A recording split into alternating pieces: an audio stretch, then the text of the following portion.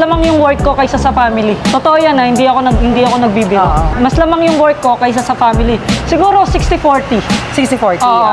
Yung 40 para sa pamilya ko, yung 60 para sa business o sa mga ginagawa ko dahil kailangan kong mas lamang yung pagbabanat ko ng buto kaysa yung naka-stay lang ako sa pamilya ko na naka-stay nga ako sa pamilya ko pero wala naman akong trabaho. Ano yung papakain ko sa kanila?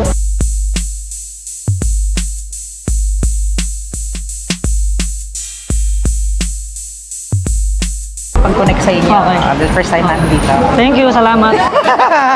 Kala ko tapos na. Kala ko yun lang yung tanong eh. So we're here with Sir Wamos, di ba? Imagine mo, up close na, dating naririnig lang namin sa... masakit sa pandinig, no? Pag naririnig pangalan ko. Hindi ba?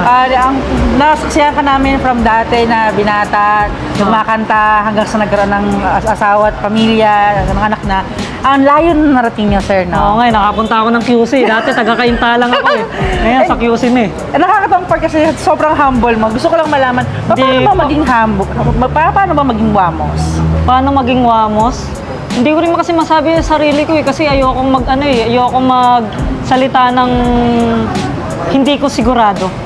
Ayokong magsalita ng hindi ko sigurado kung paano ba ako maging si Wamos eh. Kasi mayroon tayong mga opinion na sari-sarili na baka sabihin nila na, oh, sinasabi mo lang yan kasi may camera. O sinasabi mo lang yung nababait ka kasi ganito yung ano. Kasi sinasabi mo, kaya ayoko, mas maganda na siguro sila na yung ano, sila na yung tumingin. Kung ano yung mag-judge, kung ano ba talaga yung tingin nila sa akin. Tapos doon na lang sila bumase. Kamusta naman ngayon kung sakasakali pagiging daddy at diba, may family ka na ngayon? Nahirapan ka ba ipagbalansin ang pagnenegosyo tapos pagiging daddy mo? Since influencer ka, open book ang buhay eh. Kailangan ano eh. Actually, mas lamang yung work ko kaysa sa family. Totoo yan ha, hindi ako nagbibiro. Mas lamang yung work ko kaysa sa family. Siguro 60-40. 60-40. Yung 40 para sa pamilya ko, yung 60 para sa business o sa mga ginagawa ko dahil kailangan kong mas lamang yung pagbabanat ko ng buto kaysa yung naka-stay lang ako sa pamilya ko na naka-stay nga ako sa pamilya ko pero wala naman akong trabaho. Ano yung papakain ko sa kanila? A very good provider. So, medyo 60-40 ako doon. Okay. 60 sa pagtatrabaho para lahat ng pangangailangan ng family ko, nandyan. Yes. Yun ang nakakahanga ka sa inyo kasi imagine mo, may family ka nga, nagtatrabaho ka pa rin, ginajuggle mo sila at sinasama mo sila dito lagi. Diba? Kagandahan ng part na successful sa mga negosyo mo right now. May mga ibang hindi successful pero may mga upcoming successful. Alam naman natin. Kaya pa syempre pag ikaw, sir. Hindi naman. May mga hindi talaga successful business. Totoo yan.